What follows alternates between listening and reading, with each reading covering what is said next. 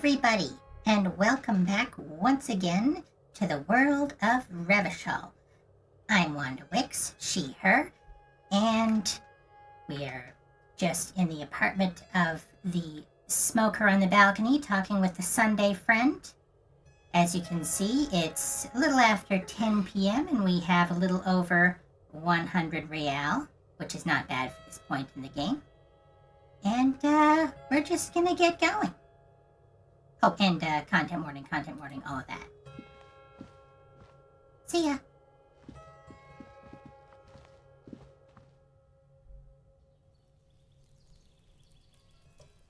Alright. So it's 10 p.m. We're gonna let Kim go to bed.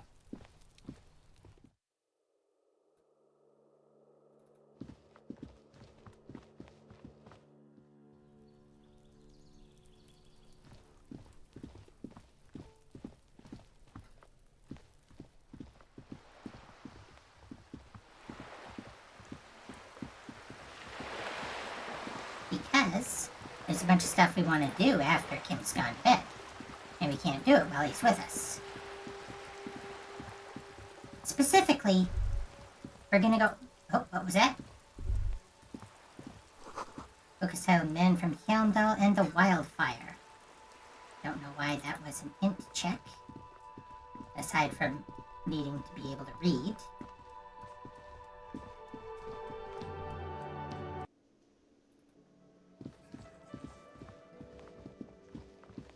Alright, looking good, everybody.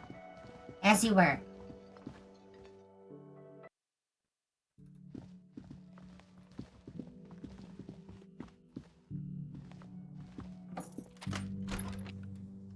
See you in the morning. Alright, real quick. Just in case there was anything here that we were missing. Aye, indeed.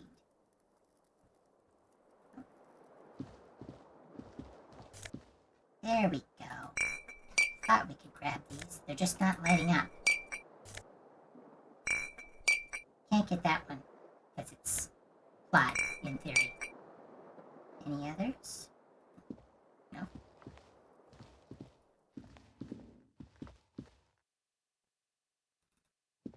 Nope.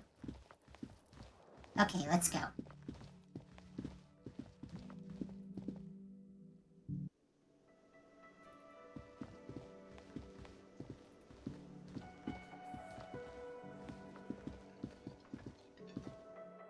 Alright, first things first, we've got plenty of money. Let's go stock up. Because even though we now have 3 HP and 2 morale, don't want to get caught with our pants down.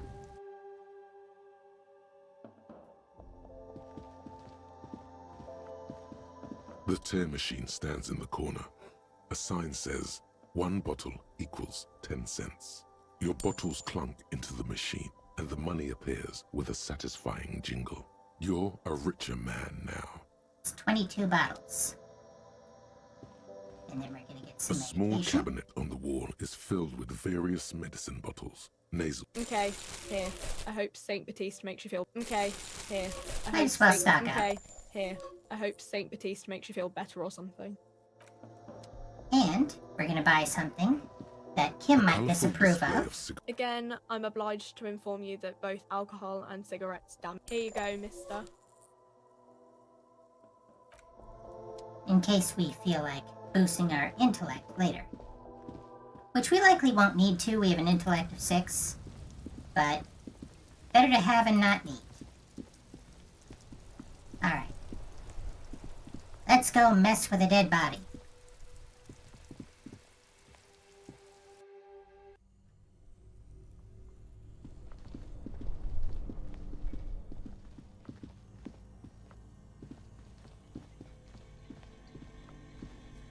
The bear's eyes are still glowing red. It's guarding over the freezing corpse hidden inside its belly. Now, you might notice, we don't have the ability to continue inspecting the dead body here. Autopsy stuff, plot-relevant stuff, only possible while Kim is present. But this is only possible while Kim isn't present. The body is reluctant to let go of the boots, as though it were its last bit of dignity. Ah, come on. Whatever you're planning to do, you need to do it before you catch pneumonia in the cold draft coming from deep inside the fridge. Yeah. It's not completely useless. You're able to reveal a little more of the putrid polymer sock beneath the boot. And It again. feels like the leg is going to come off along with the boot, but you're able to get the boot to move a centimeter or two. Okay, we've got something with motorics here, probably interfacing. Just relax. This is easy. This is happening. Alright, let's adjust his seating position first. He's too heavy to move by yourself. A great mass of dead muscles, with hoarfrost covering his milky eyes. That's fair. Try to twist the boots off one by one. This is the right method. It takes some time, but eventually the boots come off, with nasty slices of polymer sock stuck to even bigger pieces of skin and rotting flesh. Let's take stock of the damage. Not good. Let's pin this on the bear. The ice bear tore up his legs with its claws. As for the boots, you can't possibly do anything with them until you've cleaned and disinfected them thoroughly. Yes, these absolutely need to be washed before. The stink is incredible. Didn't the Whirling have a kitchen? You guessed it.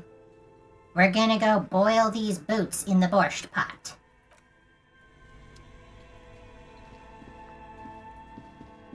Which is also why I didn't want to wait too late for this, because after midnight we can't get into the kitchen.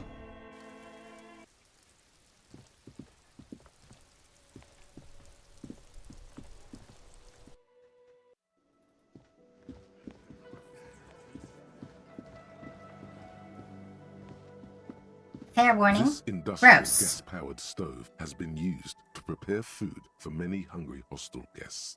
There are several pots and pans on hand. I mean, you could probably guess this is going to be gross, but here we go.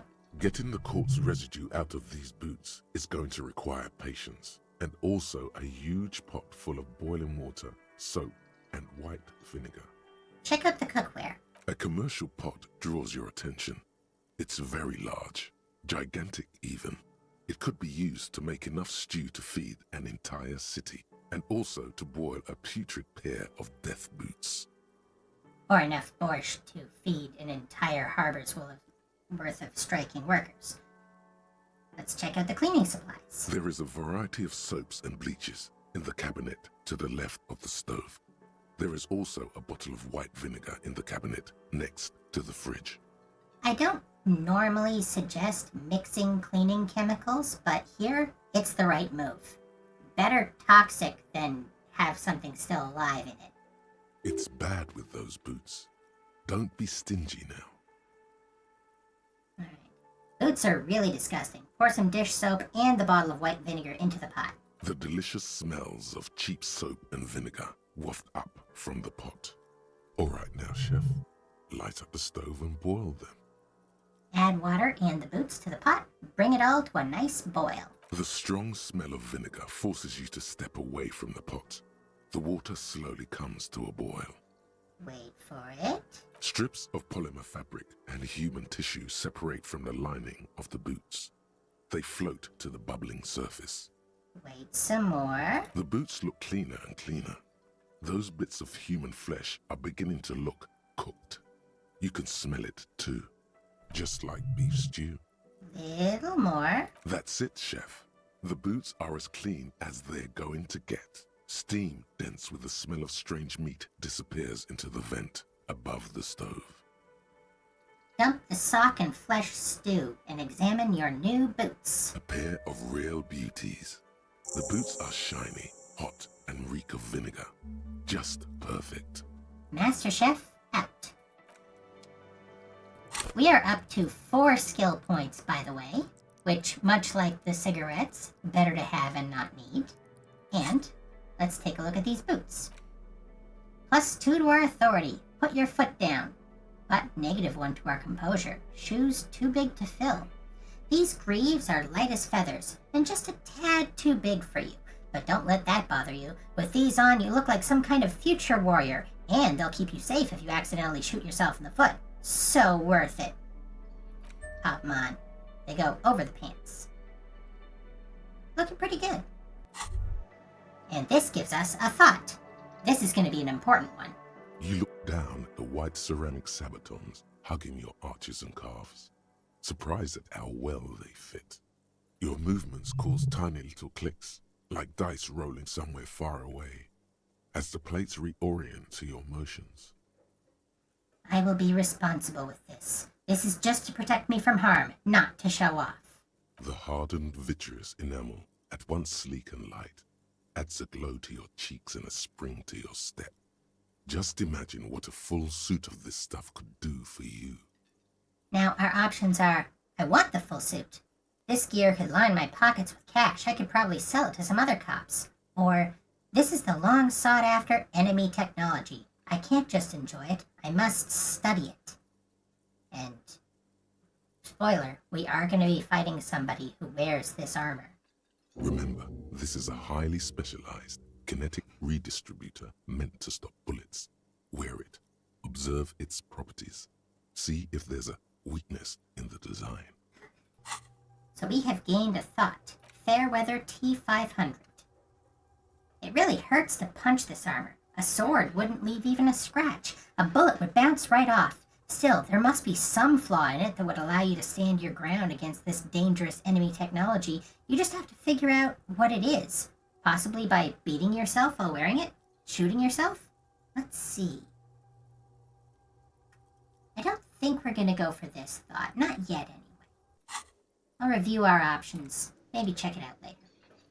Now, another thing that we can do, now that Kim's gone, let's talk to Lena about cryptids. Because Kim, the party pooper, didn't want to hear about this. Hello, dear. There you are again. I'd really like to hear about more cryptids. Of course, dear. Is there a particular cryptid that you're interested in learning about? What's the biggest cryptid? I thought we'd agreed on just one cryptid, sweetie. Just one or two more, Lena. Pretty please? Can't say no to that. Well, the biggest cryptid is the giant of Coconur.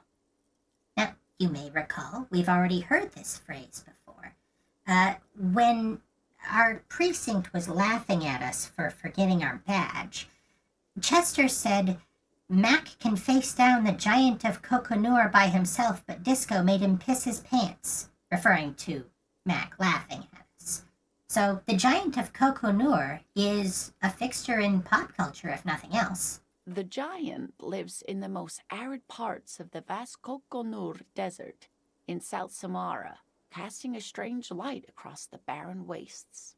What do you mean, strange light? Mirage or psychogenous luminance. She does not elaborate the nature of this luminance further. And just how big is it? No one knows for sure. It is like an awful mountain appearing from below the horizon and expanding to cover almost a third of your field of vision. This is perhaps the best indication that we are dealing with some sort of mirage and not an actual creature. One generally doesn't measure tangible objects by how much of your field of vision they take up. Is it dangerous? The towering luminosity of Coconur is a bad omen in local folklore. Some say it's a fata morgana, others, fate unimaginable. That's what makes it so peculiar. A species surviving at the very limits of scientific law.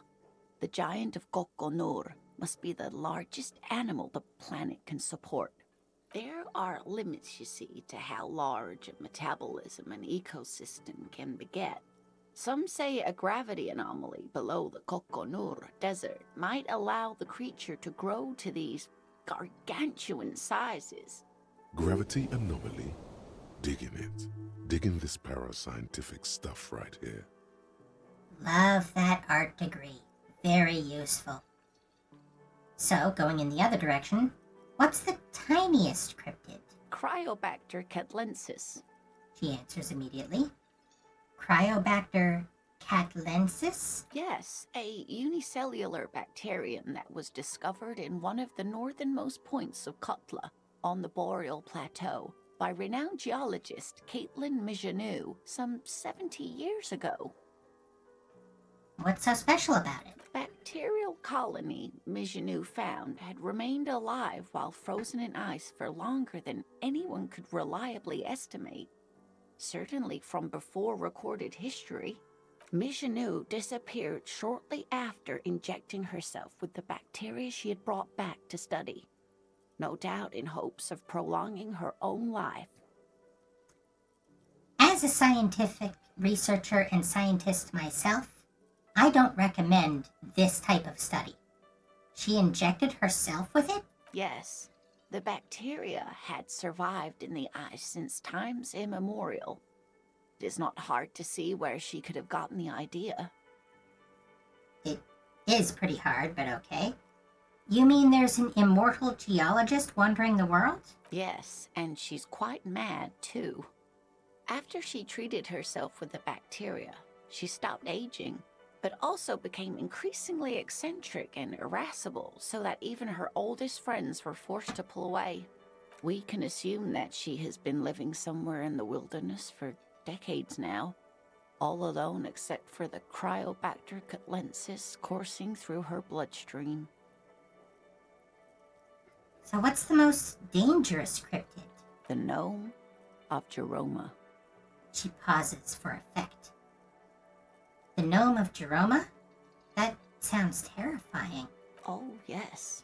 None of its victims survived. Grieving relatives never even found their bodies because the gnome's venom dissolved organic tissue. What did this cryptid look like? It was, reportedly, a small creature with webbed fingers and a protruding forehead and an ungainly little thing. Quite scary to look at. A couple of campers found it when it was already dying. They heard an odd wailing in the woods and followed the sound. They were scared and wrapped it in tarpaulin to suffocate it. It still took the gnome of Jeroma an entire day to die. Are there any photos of it? Alas, no. And the first scientist who got his hands on the creature's corpse put it in a jar of formaldehyde, thinking that would detoxify the gnome's venom. Instead, all the venom leaked out of the creature's teeth and into the surrounding liquid, dissolving the creature itself. A poetic end, perhaps, but a real loss for science. She says, mostly to herself. Alas, always alas, and then it was gone. Isn't that overly convenient? So we could say, seems very convenient that it just disappeared and nothing like it was seen again. But we're not gonna rain on Lena's parade. No, it was a perfectly good explanation. Stop being so skeptical. Sure, a perfectly good explanation. It dissolved in its own venom. Go on then. Ask about more gnomes or whatever. Oh, logic's getting salty. Are there any invisible cryptids? What an interesting question. And the answer is yes, there are. What's that? The Col de Mama d'Aqua, or thin whisper of sound. And that's precisely what it seems to be. Self-replicating sound waves, invisible and intangible. It's very afraid of us, which makes it incredibly difficult to track.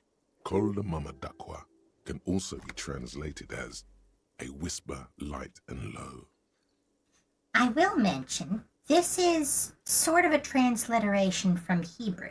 Specifically, the part in the Bible where Elijah is encountering the direct presence of God. There is a great fire, but God is not in the fire. And there's an earthquake, and God is not in the earthquake. And then there is a faint whisper, and God is in the whisper.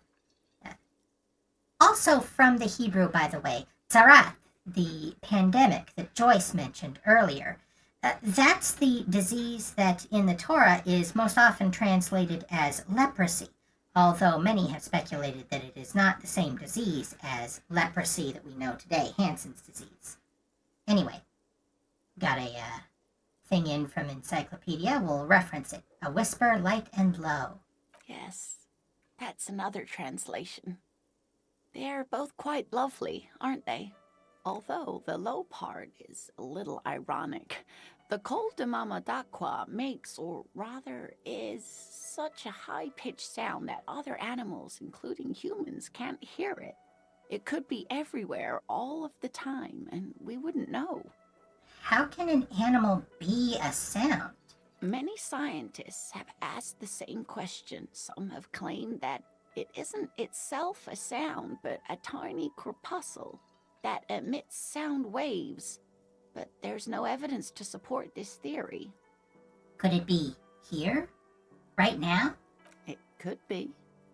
As I said, it could be everywhere. And we wouldn't know any better. It could be ringing all the days of our lives and nights. What evidence is there of this animal being a sound? Plenty. It's the evidence that led to its discovery. In the 20s, a group of Areopagite ornithologists, that is, scientists who study birds, were trying out a new recording technology for capturing sounds outside the range of human hearing. When you're looking for birds and you find something, you're going to be more likely to assume it is like a bird. When playing back recordings they had made in the foothills of the Ea mountain range, they noticed certain anomalies, patterns that seemed random at first, but on closer examination were consistent with the waveforms of songbirds. Nod eagerly. The scientists soon discovered they could track and even predict what appeared to be feeding, mating, and migration patterns based on sound waves in a strictly delimited range of ultrasonic frequencies, even higher than those of the highest pitched bat calls. They realized that they had discovered a new species and called it the Koldumamadakwa, after the Paracanassian name for the voice of God, which is said to be very silent.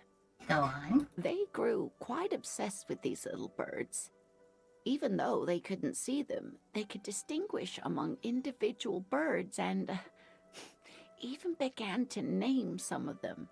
Name them? Sequester, Time, Joscan. Those are but some of the Mamadakwa they followed individually. Why is the Mamadakwa so afraid of us? That is a sad story. A group of university students assisting with the field work in their enthusiasm for the project, and no doubt because they were preoccupied with impressing their professors, nearly drove it to extinction. Extinction? They tried to communicate with it and had no other means but sound. So they started sending out sound waves at frequencies they thought might match the Mamadakwas. And what happens when a sound wave meets another sound wave of the same frequency, dear? Psst. They cancel each other out. Psst. They cancel each other out? Exactly. And these tests were performed so recklessly that when they happened upon the right frequency, well, they wiped out most of the population. After that, the corpuscle appears to have migrated elsewhere. There have been recordings of anomalies similar to those spotted in Ea, but they've been few and far between. It's impossible to confirm the presence of any stable Koltumamadakwa population anywhere. Interesting. What about... What about what? Well, that's all the cryptids. I can't get enough of these cryptids. I'm glad you like them, but I'm not really one to tell you about all of them. You should ask my husband if you get the chance. He's the real expert. Oh, we will. Don't worry. That's all for now, ma'am. All right. Now that might trigger a thought as we leave the building.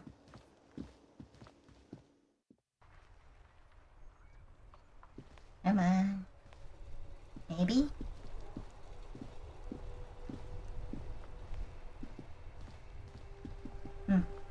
Nope. We might need to have Kim with us. That's fine. Let's go talk to Roy. Roy's still awake at this hour. And we can sell off some of these postcards.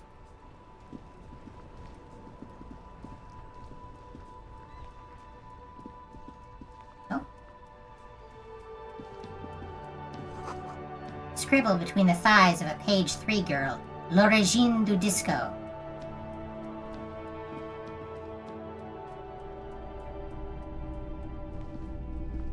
Hello, hello.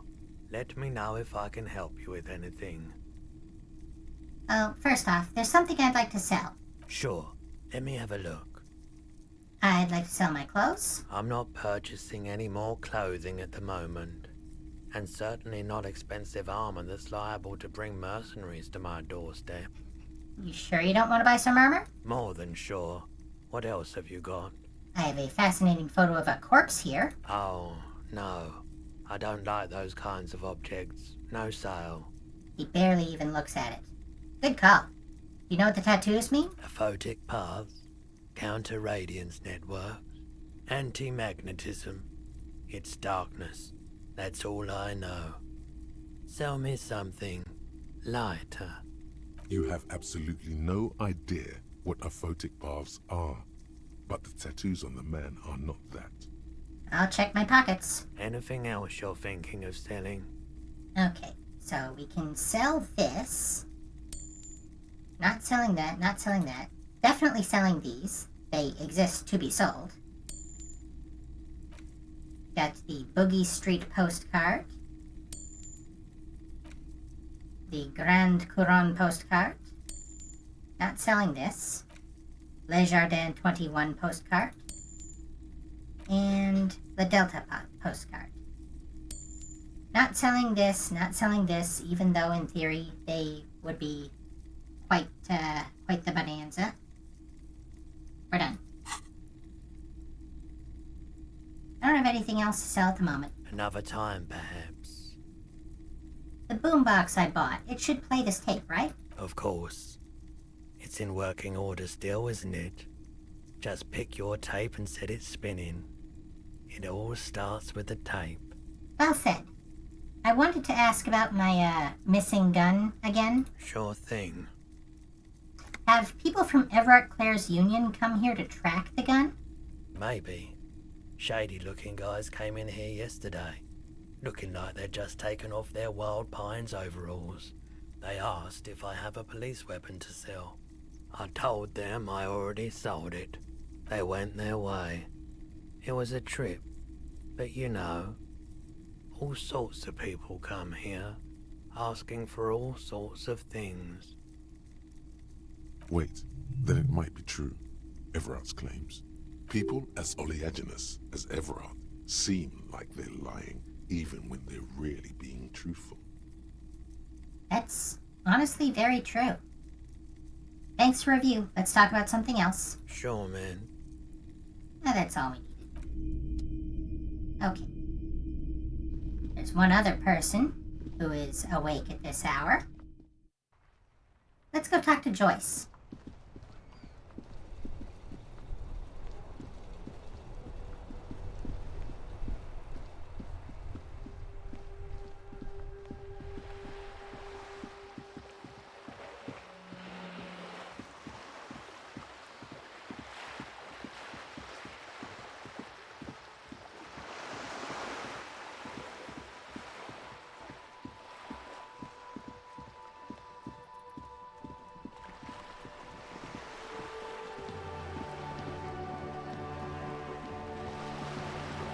Now, just a heads up, we're about to trigger something weird.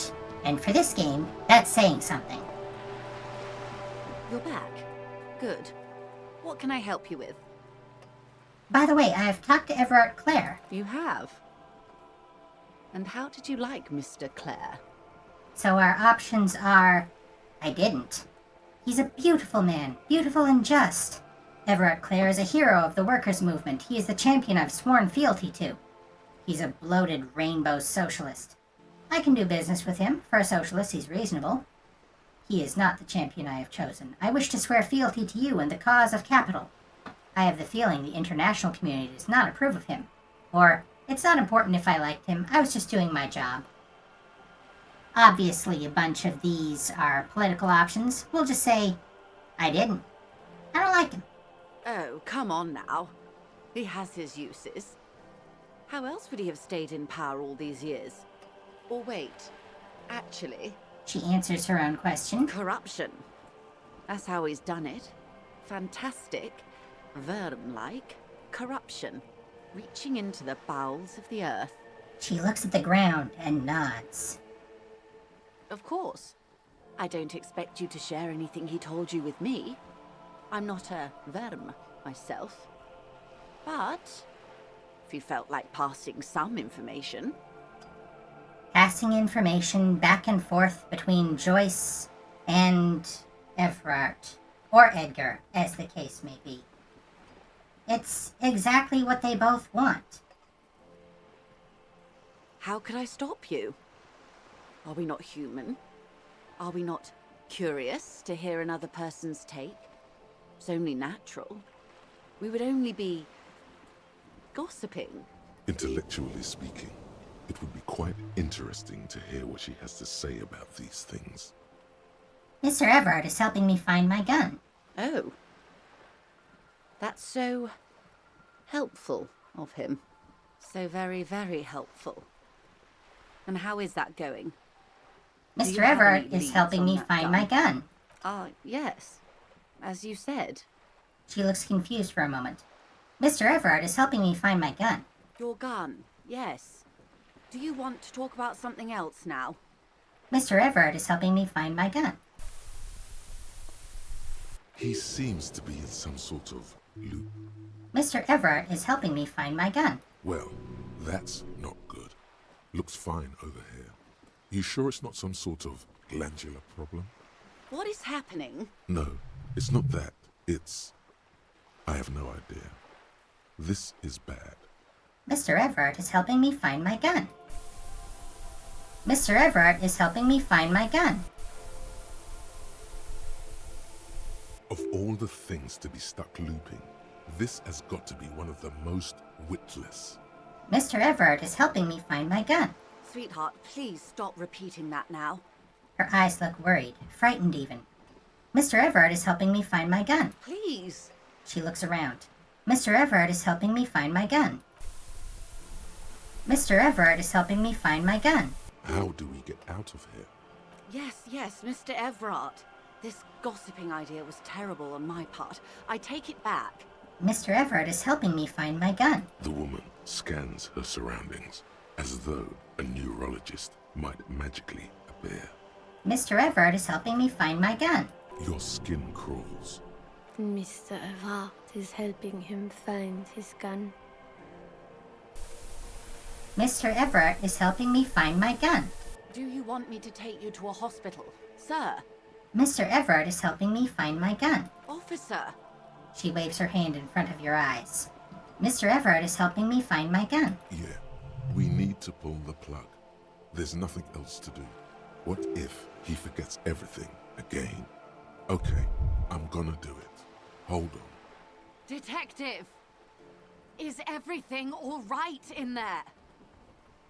What happened? I'm not sure exactly, but you seem to be caught in some sort of loop. I have no idea what you're talking about. Never mind the details. We've wasted enough time as it is. What matters is that you seem to have got out of it. Now, please ask me something else before it happens again. Something that, preferably, doesn't include the words Mr. or Everard. That money you gave me, would that make things weird if I shared information, I mean? Weird? Oh no. One of the positive things to come from the revolution is the unhindered exchange of information, you see, even when it comes to trade secrets. The Gossamer State, as we have said. Very few rules and regulations. And, on the upside, very few taxes. On the downside, the police run on donations. Which isn't to suggest our talks constitute corporate espionage. Even if they did, it would be fine. But they don't, since you logged the money as a donation, and this is clearly just gossip between friends. Really? The lieutenant might have, but I don't remember you logging anything as anything, Harry. He asked me to open a door. A referral, you mean? I take it this was for someone in the RCM. Don't answer that. My liege, this woman has half convinced herself already. All it would take is a little nudge. Alright. Let's go along with drama. Yes, a referral. Such referrals may sometimes get you information from a man like Everard. Did it? The Union's militant wing organized the lynching. Yes. That's the talk about town. The Hardy Boys, they're called. Find the name rather amusing, honestly. Everard says the Wild Pines sent mercenaries after the Union, and now one's dead. The company did not send mercenaries after the Union. I told you in great detail about the mistakes my side made. And of course, I accept them completely. Well, they might not have sent them intentionally, but when you bring in a certain type of person, you know what kind of person they are. Maybe you should expect a certain type of response. I just hope you don't share Everart's view on things. After all, as he said, one's dead now. The Pines certainly hasn't killed any of theirs. Let's keep it that way, she means to add, but then doesn't. The implicit threat of violence, always there with superior force, whether you intend it to be or not. Everard asked the Union's militant wing to fully cooperate with the investigation. How benevolent. Hopefully they'll help you sort this whole business out, if they haven't already. I've said all I can. Well, I hope it yields something. Otherwise you'll have opened that door for naught. Anything else? He didn't seem at all worried about the whole conflict that's developing. I wouldn't have taken Everard for a saber rattler. Was he surrounded by Union men he wanted to impress? No, it was more like he wanted things to get worse. In secret, of course. So our options are, we were alone, and he seems very sure of his ability to keep things in control. He wasn't trying to impress anyone. I think he wants things to escalate. Or, you're right, he was probably just showing off to me. He wants things to escalate. Or he wants you and me to believe he wants to go to war. Of course, brinkmanship takes showmanship. We should have seen it before, in his office. He might well have been performing for us.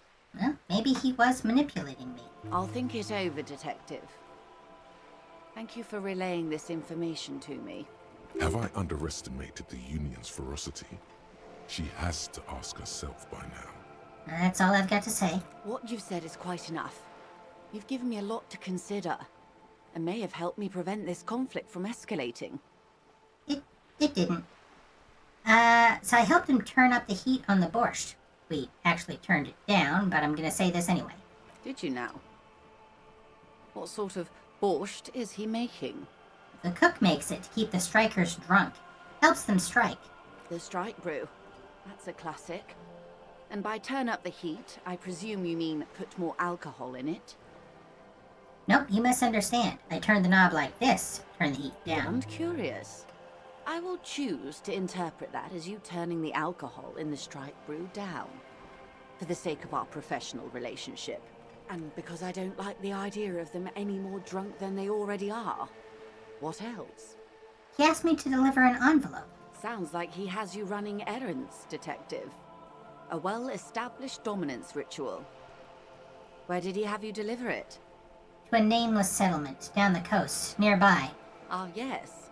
I've been meaning to go there. He wants to build a youth center here for the children of Martinez. A youth center with Edgar Clare's statue on top of it. Her eyes run across the water remorsefully. Go ahead. Help him. Make it so. I have no power to stop him. So you're sad you can't buy the place? Yes. I'm sad I'll never have the time, Detective. I've always wanted a dilapidating fishing village. She is more defensive about it than usual. Full of ghosts and ancient memories. Has this errand yielded you any information? I'd rather talk about something else for now, if you don't mind. Of course, Detective. Should something come up later, down the road, don't be afraid to drop by for a chat. Until then, is there anything I can help you with? You know anything about these tattoos? That's the man who was killed. I'm afraid this is a discussion for once we've cleared the lynching question. So you do know something about the tattoos? Better not tie the forestay to the backstay on this. I hope there is something else I can help you with. No, that's all for now. Alright. So, it's late at night. Let's smoke up, and then read a bunch of books. There it is, a brave little army in your pocket. The 1st Smokes Platoon. 20 brave souls standing in salute, ready to step into fire for you, sir. Pull one out of the pack. You picked the best one. This soldier is fat and succulent. What are you waiting for? Light up. Re-become yourself. Light it up. Get a load of this rock and roll cop here, people. Johnny Thundercop fishes a cheap lighter out of his pants. With a flick of the thumb, there's fire. A primal satisfaction. The Here we lighter, go. much like the unspoken satchel, is something we're assumed to have, regardless of what pants or no pants we happen to be wearing. The lighter's dark green disposable plastic. Safety's off. In your case, the safety is always off. What are the repercussions if I do this? Repercussions? There's a high risk of glory, with a mild chance, cool genius. Smoking makes you into an intellectual. Everybody knows that. It will help you concentrate a bit. That much is true. Dip that bad boy in the flame and breathe in. Thick, warm smoke gets sucked down into your lungs. Immediately, you feel a warm nostalgia fill your head, body, and soul. A nostalgia for yourself, the man you were in your youth. Johnny Thundercop is back, and he's chill as balls. Well, we broke the seal on that. We have smoked a cigarette, and we gained 30 XP for it. Which is, I'll be honest, the real reason I wanted to do that. Let's put that down. And let's read. Well, first off, let's take a look at the map of Martinez. The worn map features the patchwork grid of the streets of Martinez, with directions to appropriately touristy locations. Year 48 resides on the upper right corner. Trace a path through the grid. Your finger moves through the various streets, across Rue de Saint-Ghislain and Rue Saint-Sipar, over Saint-Brun and Martinez North. Finally, coming to a halt on the spot where you are currently standing, although the map gives no such indication itself. Alright, that was quick. La Fumée, Volume 1, Number 4.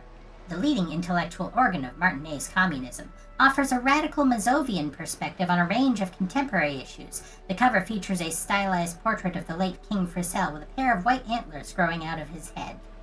This is the communist magazine that we picked up in the Union office. The front of this quarterly journal features a large satirical portrait of the late King Frisell. From the sides of his head, a pair of white antlers spread to the corners of the cover. Why Frisell? Because Frisell was incompetent, foolish, and cruel. In short, the embodiment of everything the communards wished to overthrow. It's satire, you see. Flip through the pages. See what catches your eye. To your disappointment, there aren't any full-color pictures to direct your attention. Just column after column of closely set text, interrupted occasionally by little doodles in black and white. No advertisements, you notice. So who's funding this radical commentary? That's the problem with principles, or pretending to have principles. Makes it harder to cash in. After rifling the pages with your thumb several times, you return to the table of contents. The magazine is divided into several sections. International developments, Kunst und Kultur, and local concerns. Just inside the cover, there's also an editor's note. Let's read the editor's note first. Comrade, as you know, this journal takes its name from Mazov's immortal expression, Du cristal à la fumée. This was his way of describing the way the rigid, crystalline structures of capitalist ideology turned to smoke under communism. But, like the structures of capitalist ideology, we too are at risk of going à la fumée. Unlike many publications which are content to spoon-feed their readers reassuring drivel, La Fume is committed to telling the radical truth, even when that truth may drive away potential subscribers. Only 4 issues in, and it sounds like they've already alienated their readership. You gotta know your market. At least give them something they want to read. Perhaps they've overestimated the market demand for this kind of commentary. So please, if you value our radical Mazovian perspective on contemporary politics, culture, and international affairs, please consider subscribing today. Yours in struggle, the editors. You flip back to the front of the magazine.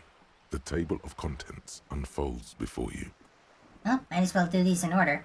I want to catch up on international developments. This section includes a long, tedious critique of the latest round of free trade negotiations between the EPIS nations and the Free State of Semenine. You also skip over an article about heavy fuel oil smuggling along the Messina border, something about bear wrestling in Samara, book riots in Yugograd. Whoa. Bear wrestling. Flip back to that. Alright, let's see what this bear wrestling is all about. It seems to be part of a new public fitness initiative in the People's Republic of Samara, SRV, devised and promoted by none other than President Kenajinsky himself. I don't recommend this public fitness initiative, but okay. According to this extremely credulous account, Uncle Sport, as he's affectionately known to his people, has recently decreed bear wrestling the national sport of the SRV. Hang on, tell me more about this Uncle Sport. Based on the description in this article, he appears to be an extremely competent and democratically elected president. Sapormat Sport Kenajinsky is well into his 3rd decade as president of the SRV. Outside Samara, he's known for 3 things: brutal repression of internal dissent, monumental corruption, and a near pathological obsession with physical fitness. This might possibly be based on some people in the Soviet Union. Anyway, let's get to the bear wrestling. It's quite straightforward. A standard match features one man, or in some cases, woman, against one bear. 2 competitors, 1 ring, 5 rounds, or until incapacitation. That's a bad idea. According to the SRV's Ministry of Information, the program has been a tremendous success. Public support stands at 87%, and youth obesity and alcoholism rates are down 12% and 7% respectively. To be fair, if you gave me the option between quitting drinking and having to wrestle a bear, I could quit drinking very easily. This is the SRV we're talking about. If you think those are the real numbers, there's probably a guy who wants to sell you a bridge in La Cherte. I'm not sure I trust these numbers. What are you, a statistician? Did the moral intern send you on a fact-finding mission? This is the SRV party line, comrade. Oh, far be it from me to be unpatriotic to Samara, a country I'm not in. Always good to catch up on foreign affairs. You flip back to the front of the magazine. The table of contents unfolds before you. What is Kunst und Kultur? It takes a moment, but gradually it dawns on you that Kunst und Kultur must mean arts and culture. It's foreignese. That makes it special. Why they decided to title this one section in Volda is beyond you. Obviously because it's cool to drop random phrases in foreign languages. Well said, savoir-faire. As you leaf through this section, you come across several reviews of recent radio plays, as well as a brief artist spotlight featuring a local artist identified only as CS. I wonder who CS could possibly be. The main feature, though, is a long essay titled Tip Top Tournée, a critical Mazovian perspective. The Tip Top Tournée is an inter-Isolari racing series, mostly known for its high speeds, ludicrous sponsorship deals, and high death toll. In Revachol, it's held quadrennially on the prestigious Zero Carousel racing circuit. Alright, let's read the profile of this mysterious CS. This so-called artist spotlight is really just a brief Q&A, made all the briefer by the subject's evident hostility to her interviewer. That's right. Hostile and she/her pronouns. CS is Cindy the Skull. Over there. Alright, let's see what the communists have to say about Tip Top. You think you're settling in for a relaxing recap of the most recent season, maybe sprinkled with some nice anecdotes about a few of the more colorful drivers. That would be nice. Instead, you find yourself skimming a 10,000-word feature about all the politically problematic aspects of Tip Top Tourney. That's right. 10,000 words in a magazine critiquing Tip Top Tourney. What's wrong with Tip Top? Where to even start? For one, there's the crass commercialism of its sponsorships, and then there's the practically criminal emphasis on deadly motor crashes. So, all of it, basically. And who wrote this stuff? Oddly enough, this article has 2 bylines. Nasteb Encolada Bernal and Exilus Buka. There's no way those are real names. Thank you, conceptualization.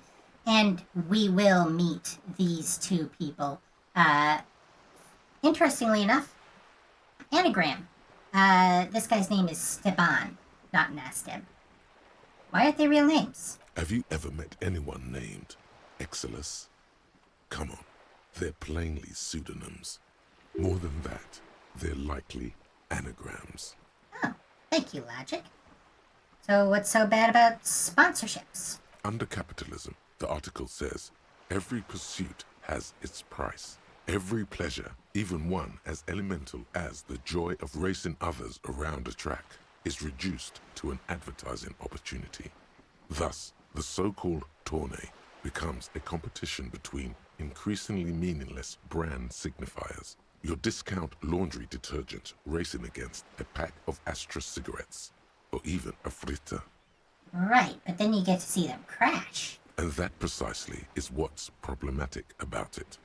Were it not for the promise of random, spectacular violence, audiences would quickly lose interest.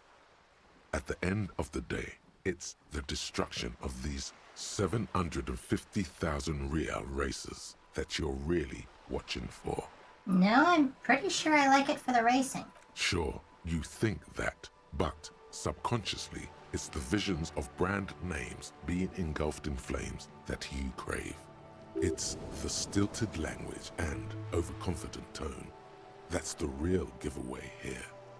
You're almost certainly reading a recycled university essay, one that could probably use some edits. Well, we happen to have our green ape pen from Lena. Just gonna make a few quick changes. Armed with Lena's friendly green ape pen, you spend entirely too much time writing constructive feedback in the margins of the page. By the time you're finished, the original article is nearly illegible. You flip back to the front of the magazine. The table of contents unfolds before you. Alright, let's see what they mean by local concerns. Unsurprisingly, much of this section is taken up with articles declaring unqualified support for the dockworkers' strike. You skim the headlines. Paint the harbor red and white. Martinez tames the wild pines. A city in revolt. First we take Martinez, then we take La Delta. Finally, there's a brief article by the writer, G. Martin, accusing the owner of the Capeside Apartments of illegally attempting to evict certain communist tenants simply for not having paid their rent. G. Martin, you may recall, is Gaston Martin, the older gentleman with the ham sandwich who Everard pays to write communist things for him. We're reading one of his articles. Also, I think you can evict someone for not paying their rent, but whatever. Ah, this must be Gaston's handiwork. Oh, reaction speed. Thank you very much. Alright. So our options are, damn communists should have killed a lot of them when they had the chance. If it weren't for the wild pines, all those moochers would be out of a job. Charging rent just to live somewhere is pretty outrageous. Wouldn't it be better for everyone if labor and capital could reach some reasonable accommodation? Or why should I care? This doesn't have anything to do with me. Obviously, these are our political options, and we're still going for communists, so we're going to pick this one. The writer G. Martin remarks dryly that capitalists love wealth redistribution, so long as it's only redistributed upward. I mean, true enough. It's true, the rentiers have been bleeding you dry. You really ought to find your own place one of these days. That's one of the recurring themes of this game. One of the most important and most expensive things we need to pay is our hotel bill. You flip back to the front of the magazine. The table of contents unfolds before you. Alright, put the magazine away. How are we doing? We're up to 4 skill points and 96. We just need another 4 experience to get yet another one. That's the real reason we're doing this, is we do get quite a bit of XP for going through all the books, particularly with that bonus from conceptualization. Up next, 16 Days of Coldest April. The cover features a row of concrete buildings with a monochrome rainbow in the sky. It tells a rather excruciating story about 2 lovers during a period of ethnic unrest in Yugograd. The book has been filed under psychological realism. This is the book that we had to put on our froggy visor to find in the abandoned apartment. In your hands, you hold 16 Days of Coldest April by Yekaterina Dahl. The cover image shows a row of concrete apartments above which span a black and white rainbow. Alright, I happen to know this thing hurts us, so let's go ahead and heal up first. Feels heavy. Indeed, the book is unusually heavy in your hands, as though the cover were lined with lead. How long is this book anyway? You flip through the book. The pages are thinner than you realized, and the type quite small and tightly set. It's nearly 600 pages long. I mean, some would say that's not long enough if you really like the story. I suspect that we won't. Real art is dense and difficult. If it didn't feel like you had to wrestle a suicidal bear to get through it, you weren't really reading. Look at the back cover. The back cover is dominated by a black and white photograph of the author. What does she look like? She can't be much older than her mid-30s in this photograph. And yet, from this cover, the eyes of a sad old woman stare back at you. Start reading. In cold, detached prose, the author describes a scene from one of the Yugograd riots in the 20s. Youths overturned motor carriages and set trash cans ablaze, while heavily armored guardsmen dash in and disperse them in a flurry of baton blows. The Yugograd riots took place from 27 to 29. Fueled by ethnic unrest and the state's repressive tactics, these events are often seen as marking the end of a brief period of liberalization known as the Yugograd Spring. Like all such periods, it is frequently memorialized in art and literature. As ethnic tensions run wild, a pair of young lovers meet each other on the street. Somehow, in the middle of all the chaos, they manage to lock arms and look into each other's eyes. What happens next? It would physically hurt you to keep reading. Are you sure? That's why I healed up. Read 10 more pages. They go through a brief and Oh, somewhat wrong awkward thing. love affair. And in the end, Oh, they betray both. each other and succumb to the absurdity of Gradian life. The man becomes a lens grinder, completely abandoning his former existence. He toils through the daily drudgery at the Lenka polyfabricate. Happiness and fulfillment have eluded him his whole life. And in the end, he has nothing to do but dedicate himself to the craft. And the woman? She spends the next several decades standing at a conveyor in a Sosnovo fish processing plant. The smell of fish guts slowly seeps into her hair and skin, as every single one of her dreams dies, one by one. So not a fun book. The memory of their short time spent together tortures the former lovers ceaselessly until the end of their days. Years pass in solitude, their bodies growing ever more decrepit. This is terrible. As life leaves their remains between the soil sheets, their final thoughts are filled with regret. Life is too short, and also far too long, not to go for what you want.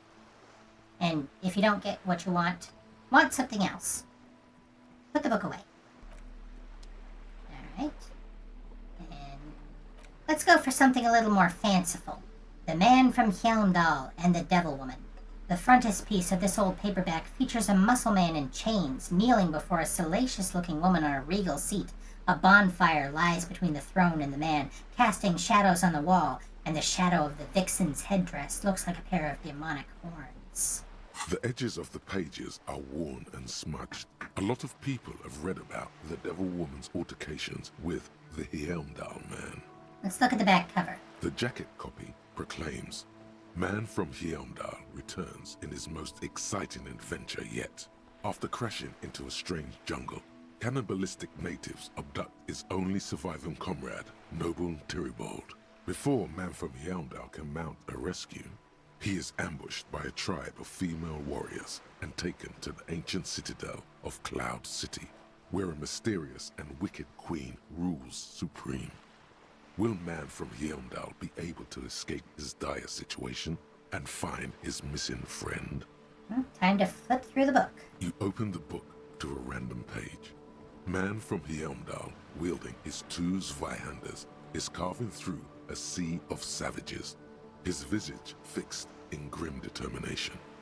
Now, as we know, this surreal fantasy is very popular with white supremacists.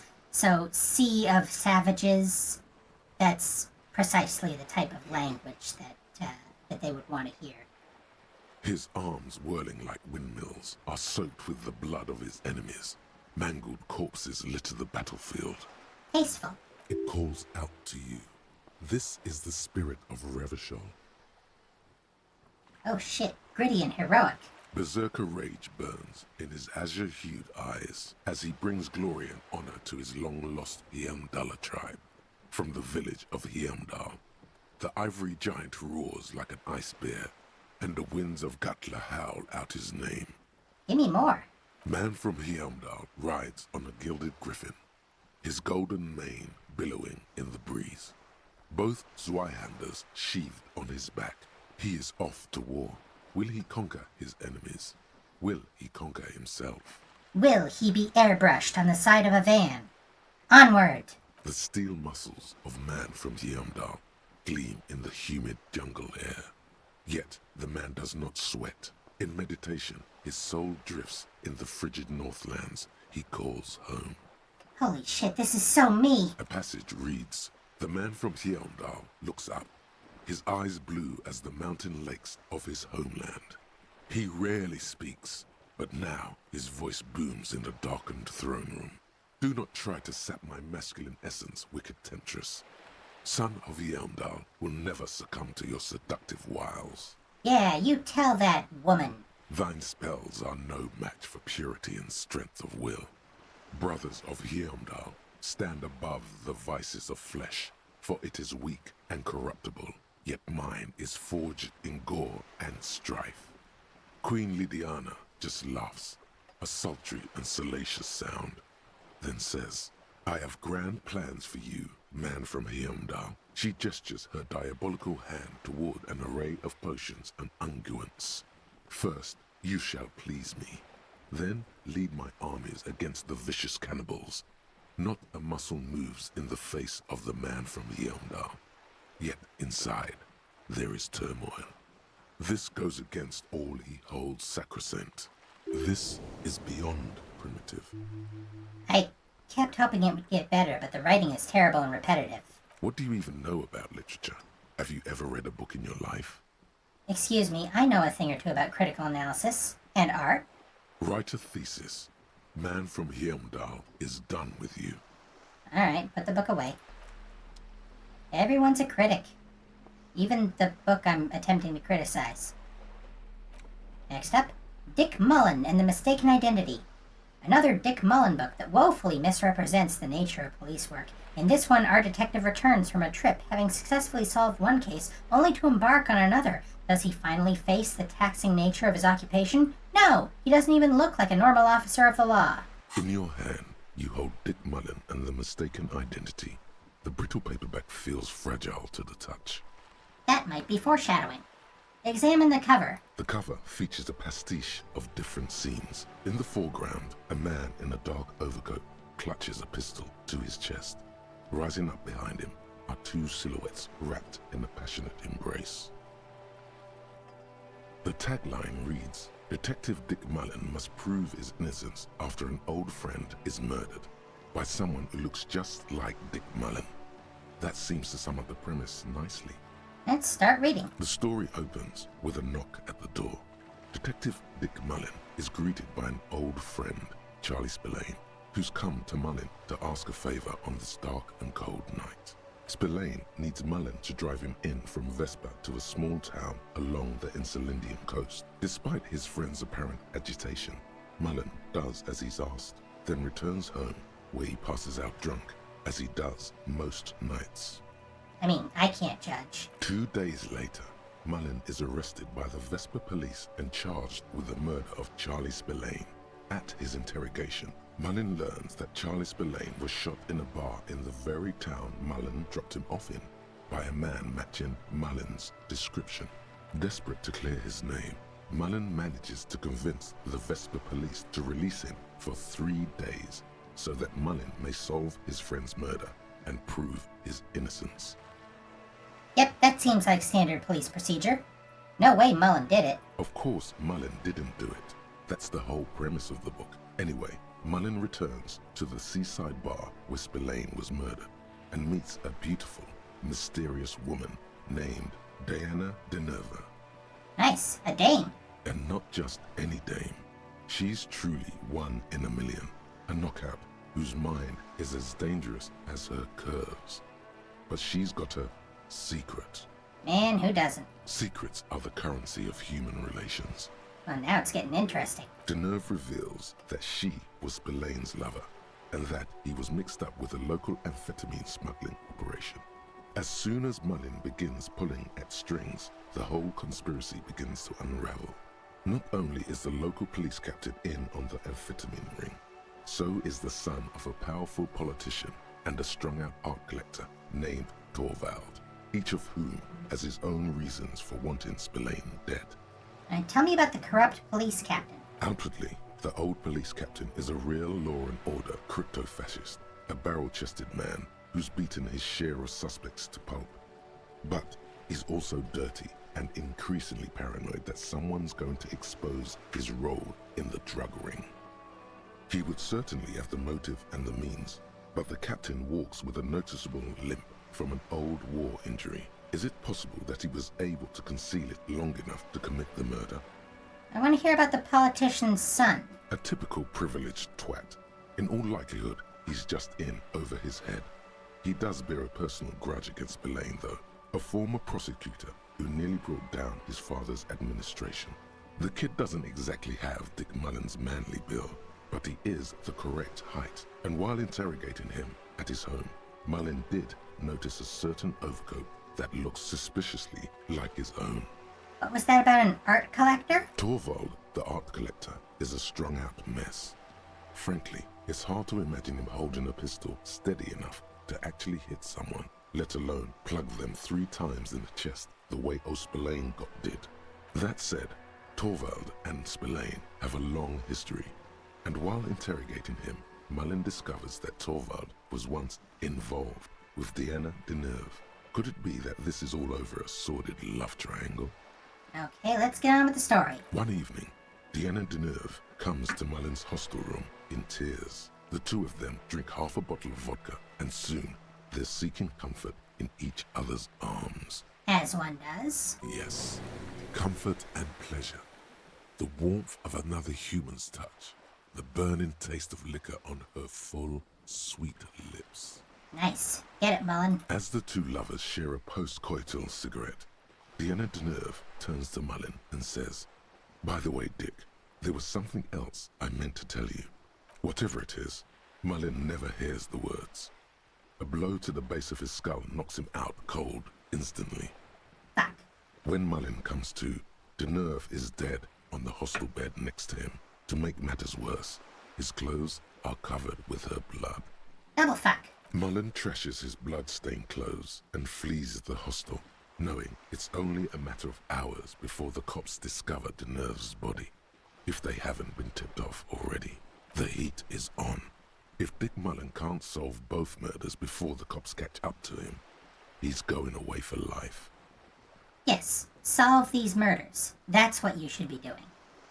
This is exactly how police work works. Can you solve the case before the cops close in? Wait, I've got some questions first. What is it, Detective? Why does everyone close to Dick Mullen wind up dead? It's a dangerous line of work, but somebody has to do it. That's why Dick Mullen never lets anyone get too close. Why did Dick Mullen become a detective in the first place? There was never a time when he wasn't a detective. He was born a detective. Was I not born to be a detective? For a moment, you cease to read the story on the page and see the book for what it is. A collection of brittle, cheaply printed pages held together by glue made from the hooves of horses. You won't find the answers you're looking for here, in other words. Why bother solving crimes when the world is so evil? Is it really so evil, Detective? And then our options are, okay, maybe not. There are parts worth saving.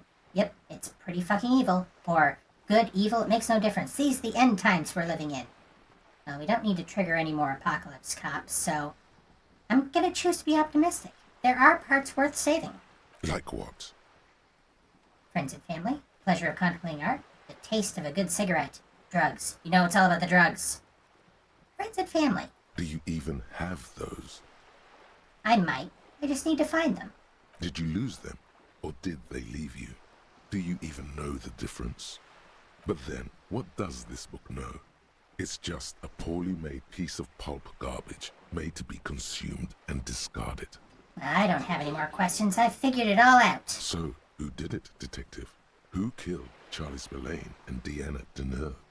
So our options are communism killed them, love did them in, the dirty police captain, the junkie art collector, the politician's twat son, Dick Mullen, or don't even care. So these are the two options given to us by the body. I think we'll say love did them in. What? That doesn't even make sense. There's never a straight answer with you, is there? You just get hooked on random stupid notions and then repeat them every chance you get. I mean, after our performance with Mr. Everard is helping me find my gun, hard to argue. Now go on. Find out who really did it. Let's finish the book. You begin furiously flipping through pages. Even as you know these books follow a series of well-worn tropes, you find yourself completely engrossed. You're turning pages so fast, you don't even notice the ancient spine coming unglued. Uh-oh. You try to grab the pages as they come loose, but your fingers aren't quick enough. They're gone. Dozens of pages scatter across the ground. The last fifth or so of the book seems to have been lost. It's possible that you could gather and reassemble the pages, but it would take way too long. And given where I've chosen to read these books, probably not likely to gather them all up before they get destroyed. Stupid old horse glue. Yes, blame a dead horse for your fat, clumsy fingers. I mean, to be fair, I am wearing gardening gloves. In your hand, you hold 4/5 of Dick Mullen and the mistaken identity. Well, darn. Alright. Next, The Greatest Innocence. This dusty tome brings knowledge on the history of innocences. It is written by one João Paulo Salomão Lopes de Fuego, a Mesque fascist, who tries to reach a conclusion on which of the innocences is the coolest in the world. Probably not the way he would phrase it. And there's a hint to the right answer in the cover art there. Anyway, although I know all the right answers, I'm not going to be giving them. The Greatest Innocence by João Paulo Salomao Lopez de Fuego. The book is large and heavy. Crack open this immense tome. Browsing through the various chapters, you try your best to understand the ceaseless overflow, the sprawl of names, dates, places, events historical. Most of it ends up as a twisted mass of facts inside your brain. Yeah, that's how studying usually works. Your educational survey is done. Did you catch any of that? No. Oh well, it's pop quiz time. Let's see what you've learned. This might take a few minutes. You ready? It, in fact, won't take any minutes at all because it's after 2 a.m. and time has stopped passing, which is why we're doing all of this now. But anyway, why not? That's the spirit. Here we go. Question 1. Who was the first innocence? Oh yeah, this is what I was made for. That's so? Alright, go on. Give me all the hints you got. A pop quiz is a short examination designed to test your knowledge without any prior warning or announcement. Such exams allow the teacher to assess how thoroughly the students have retained the material at hand. Voila. Now blast that first innocence. That is technically correct information, and it is relevant. Thank you, Encyclopedia. Anyway, clearly the correct answer is Dolores Day. Incorrect. Dolores Day was the innocence of humanism, internationalism, and the welfare state. She codified parliamentary democracy and created modern institutions. Among these, the moral intern, she was powerful and beautiful on all her icons. Her colors are silver, white, and apricot. And when you think her name, Dolores, stomach acid rises to the back of your throat, and it hurts. You see a flash silver, a wreath, an airport bag, and blonde hair. You don't know why. Another choice, perhaps? Yep. We, have some sort of connection here. I'm just gonna go ahead and say it. Harry is conflating this historical figure, Dolores Day, with his ex-wife, Dora. Steer clear of this one. There's something terrible about this one. What? A strange sensation of loss. When she left the earth, the dust, and the ice, and the humans. That is unimportant to the quiz. Stop thinking about this. Inland Empire, you will recall, also tried to steer us away from our ledger. Yes, the quiz is impersonal. No need to rouse sensations in yourself at the mention of Dolores Day. Who was the first innocence? It wasn't Dolores Day. Sola. Incorrect. Sola was anointed during the previous century and even lived to see the current one. She was an urban planner who spoke her mind and largely left history to its own devices, encouraging people to excel on their own, rather than prescribing to a deified model of history. She is often called an anti-innocence. Now, much about the innocences ties into what you might know as the great man model of history. The idea that certain people are great big heroes that change the course of events.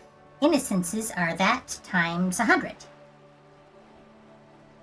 Sola resigned after an assassination attempt by a Yugo nationalist who blamed her for not taking the side of the left during the turn-of-the-century revolutions. Innocences don't usually resign.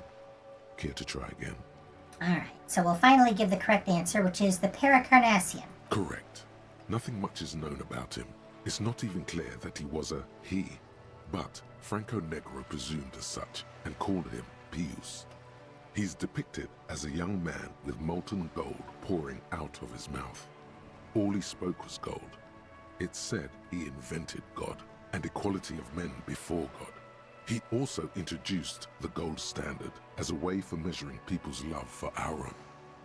Now, this is very interesting. God, you will notice, is not capitalized, and apparently was something that humanity had to invent.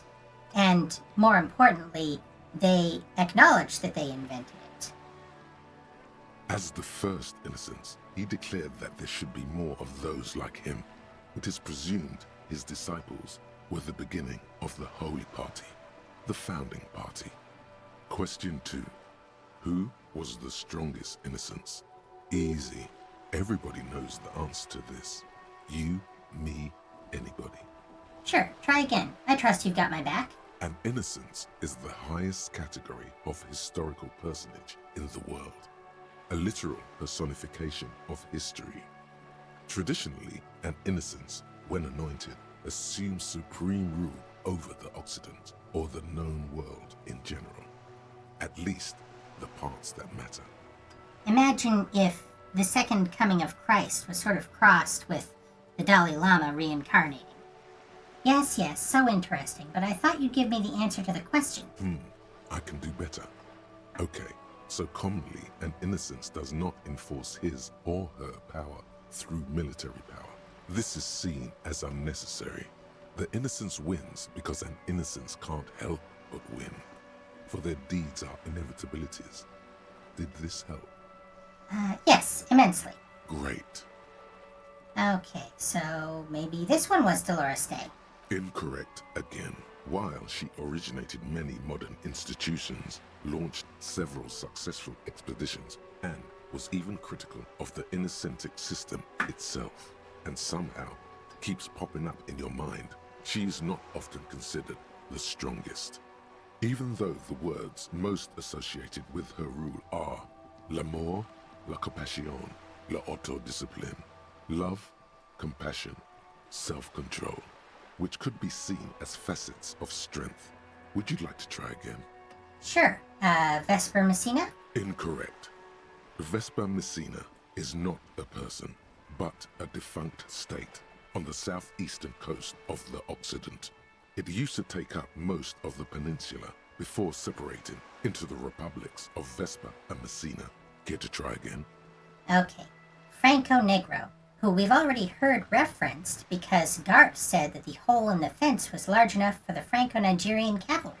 Correct. Named the innocence of militarism, he codified hereditary rule, but at the same time ended serfdom and established the Inter-Isolari Real as the global reserve currency. He also established the concept of the nation.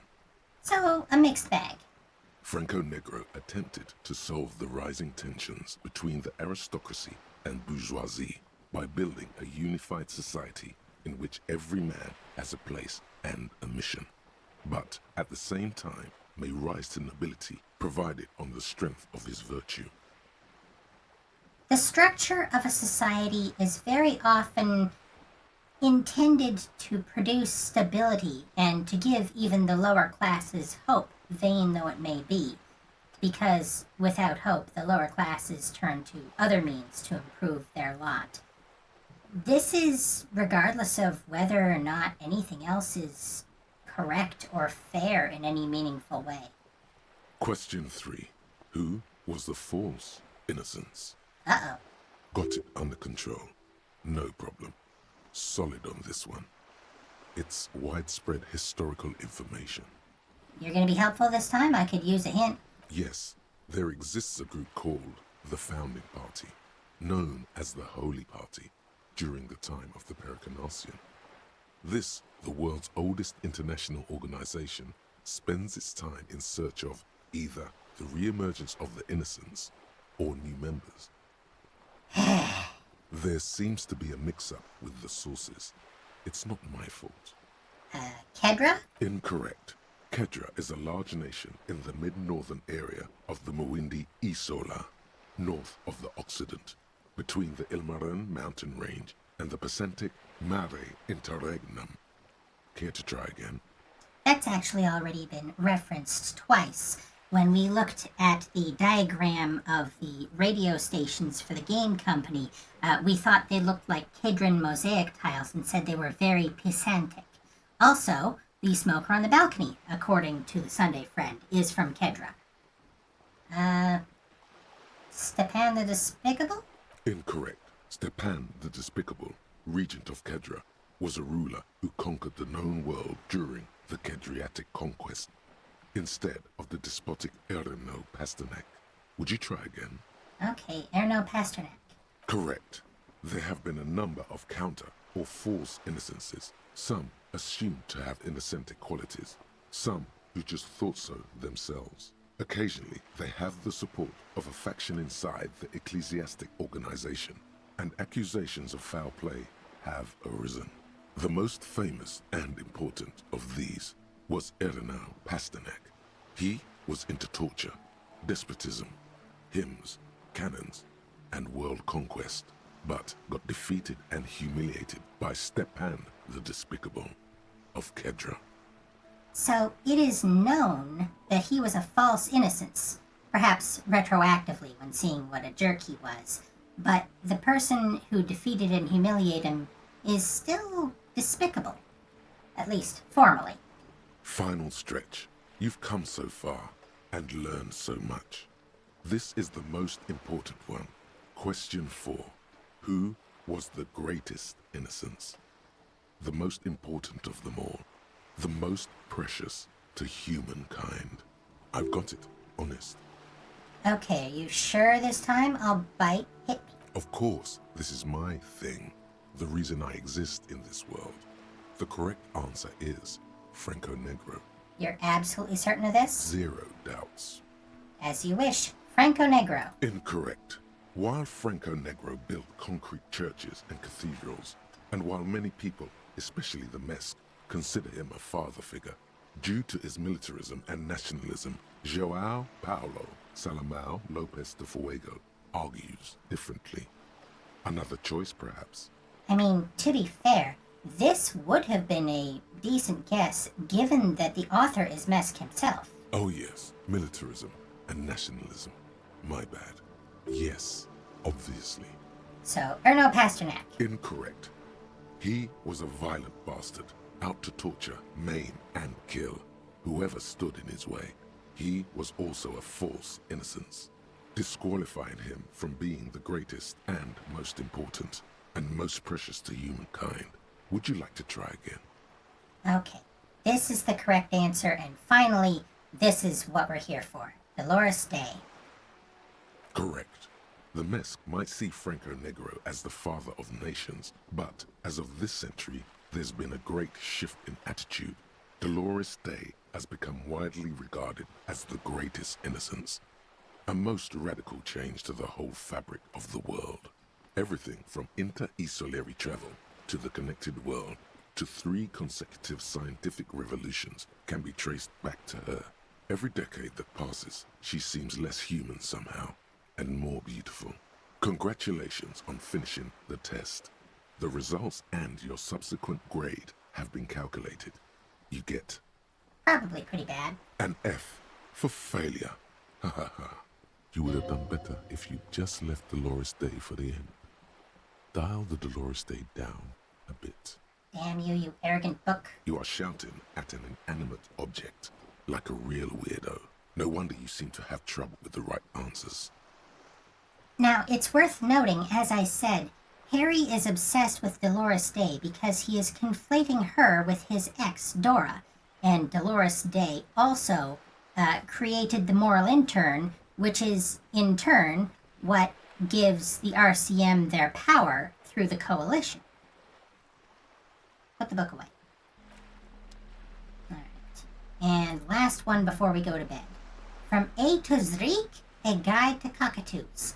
A book about different cockatoo species and their behavioral problems. Perhaps it could also offer some insight into your own often problematic actions. The spectacular Major Majestic Cockatoo eyes you from the cover. A cockatoo is a parrot with an erectile crest, found on the Seminine Islands and in southern Fas a la Mer. Known for their intelligence and general precociousness, cockatoos are popular birds in aviculture. However, they often exhibit various behavioral issues. Okay, what more? This book talks about the delicate nature of toos, as well as introducing some of the most popular species among the bird enthusiasts. The funeral cockatoo, the major majestic cockatoo, and the most common bang bang cockatoo. It's colorfully illustrated. Alright, what problems do these birds have? Where to even begin?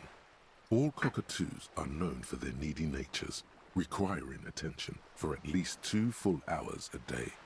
They love to talk, and have been described as lovable clowns who just don't know how to wrap up. I could handle that. It would be nice to have someone to talk to when feeling lonely. Pet owners also report moodiness, loudness, and hostility as recurring issues. If left unsatisfied, cockatoos may scream non-stop, pluck their feathers, or become aggressive. Right, that's pretty bad. Anything else? It is not recommended to get a cockatoo if you're not able to cook them food every day and give them the full care that they need. These birds will never understand that you have a life of your own. Yes, but there has to be something great about cockatoos as well. You're right. Cockatoos are magnificent creatures. They love to perform, cuddle and show off, and will even scream for fun, often as loud as up to 135 decibels. Ouch. That must hurt. Not great for the neighbors. Performing?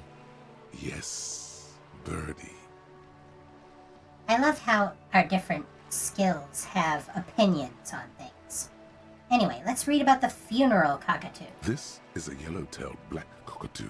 Its specific name, Psittacus venereus, relates to its dark and somber plumage.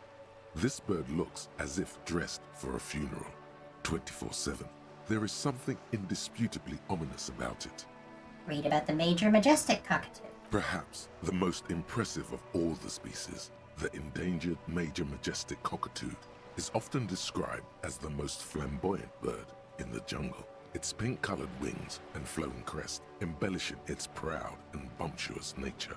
In the words of poet-explorer Sir James Fournier, few birds more enliven the monotonous hues of the verdant forest than this big, bold, and beautiful species. It must be glorious to behold, dark pink and snow white. And let's read about the most common bang bang cockatoo. Despite its banging name, the bang bang cockatoo is actually the shyest of the species, common in almost all Seminoles forests, as well as zoos and homes all over the world. Its plumage is mainly gray and white. The Seminoles name bang bang is thought to be of onomatopoeic origins. Honestly, this bird does sound a little bit like me. Yes, but all those cockatoo species are so different. Which one are you? So here's where we get the option to pick our, well, we won't use the term spirit animal, our heraldic beast. The gray and common bang bang, the funeral cockatoo in its darkness, the major majestic, the superstar bird. What if I'm just a fuck-up-a-two, a fuck-up and a cockatoo? Or I have to take some time to think about it. Now, we've already tagged Sorry and Apocalypse and Superstar, so to be perfectly honest, it doesn't matter which one we pick here. But you know what? I have a fondness for Superstar. That's the option that we picked first. Major Majestic. You're right. Your Majesty embodied. This big, beautiful bird belongs on your heraldry. Put the book away. Okay, so that's enough reading for one night. How many XP have we got? We're currently sitting at 5 skill points that we can use as we need to. And we're at 26 out of 100 experience to get a 6th one. Alright. That's enough of that. Let's go to bed. Tomorrow's a big day. Don't have time to sit around indefinitely on a pier and read novels in front of a strike negotiator.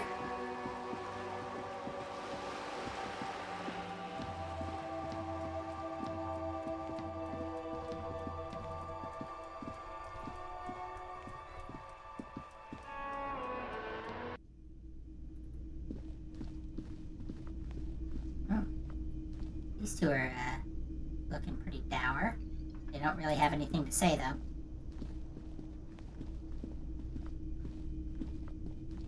Everyone's gone to bed. Except Dart.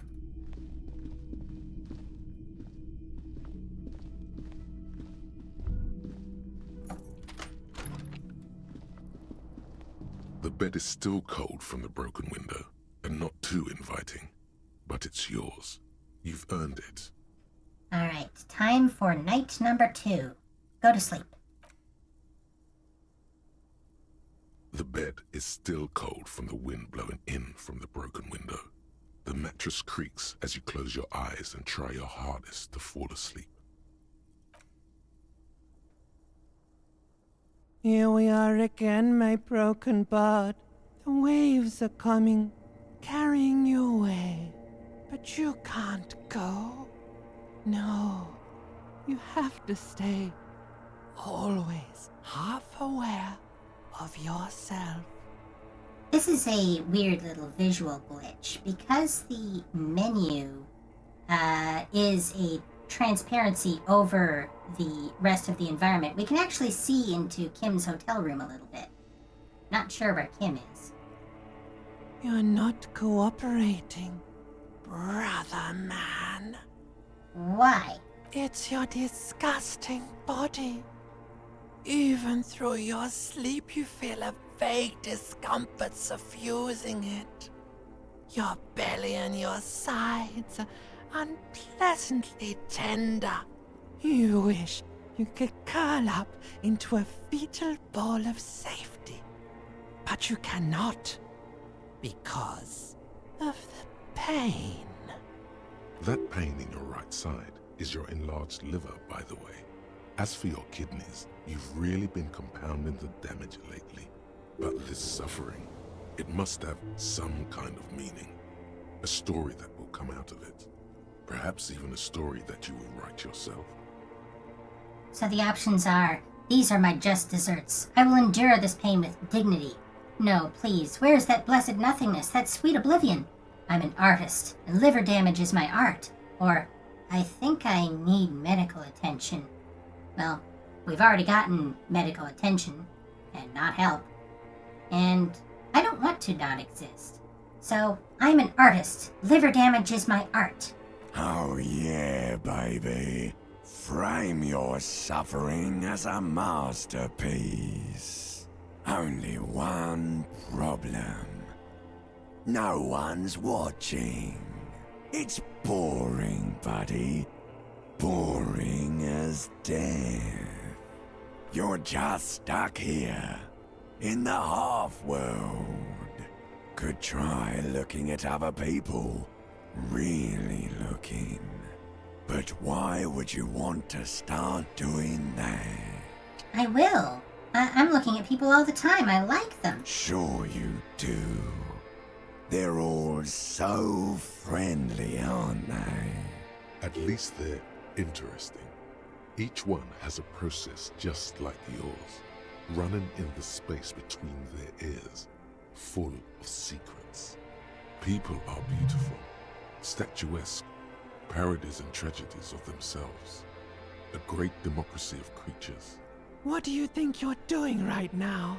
Coming to some greater awareness? Look at all these lights, blinking in and out of existence. Thoughts! You're just pretending that you're asleep, even to yourself, while the world goes on without you. Let it. Let it. But it never seems to let you go, does it? Time to rise and wipe that shining sweat off as best you can. Gather your bearings. Rock and roll. Put on your prettiest face for the masses. Well, open your eyes.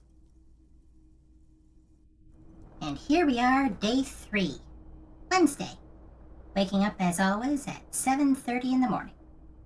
Right on the dot. Come on, get up.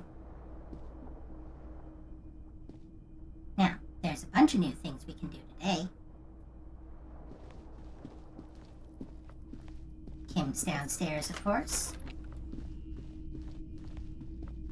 And so are some new people.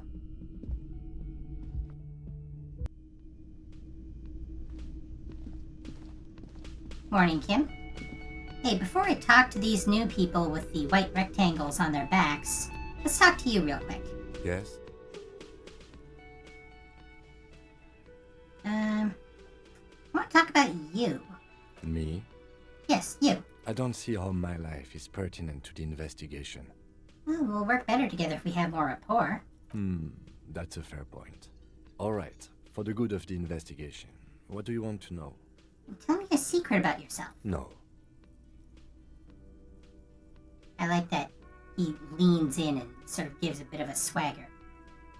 Ask again. Your brain sends the signal to your lips, but they refuse the order.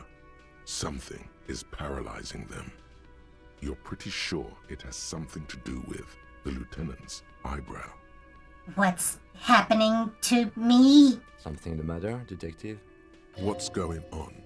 It's like you're a puppet in his hands. Give up. There's nothing you can do.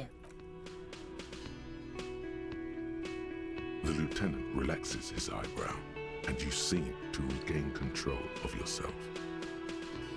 Kim Kitsuragi has extremely high levels of authority that he can whip out when he really needs to. Also, volition and esprit de corps. Presumably he has a very high psyche, although no Inland Empire. You ever talk with yourself? What do you mean? You know, when you're thinking, do you have little conversations with, like, your brain? I have no idea what you're talking about. The lieutenant's conceptualization skills must be rather rudimentary. So you're saying your brain never just chimes in with advice or warnings or anything? I can't say that it does, no. When I need to think, I just use my notebook. The lieutenant produces his familiar mnemotechnique A6 and idly thumbs through a few pages. Keeping notes, always a good idea. We all have our different mediums. His is written. We're not gonna ask about his disability or his race. That's all for now. Good. Let's change the subject. So tell me about the case again. What do you want to know? Now that we've inspected the scene, I want to know more about this pissing competition you mentioned. It might be about to become relevant. What's there to say? It's just stupidity. What kind of stupidity? The cop kind. Our precincts can't decide if Martinez is part of Jamrock or the Industrial Harbor. Yours or mine, as if we somehow own parts of the city. Typical street gang mentality. So we've let the Union make a mockery of law enforcement here. And now it's come to its natural conclusion. So this is a struggle over who runs Martinez. Well, sort of. It's less a matter of who gets to police Martinez than who hands it to. It's an orphan district, in other words. I think the dispatch desk just told both our stations about the hanging. It was quite the brouhaha at the 57th, I can tell you that. Time to settle it, they say. Cop off. But I assure you, I am not their finest or toughest with 102 cases solved. What I am is least interested in a pissing competition. So he volunteered to represent the 57th, but not out of competitiveness. On the contrary, somewhere in your mind hangs a dark green blackboard. There are two columns. One says, cases solved. The other, confirmed kills. Close your eyes. The rows are endless. Look for Precinct 41. Jean Vicmer, Judith Minot, a special consultant. What was his name? Then the rows degrade into green nothingness. Jean Vicmer and Judith Minot.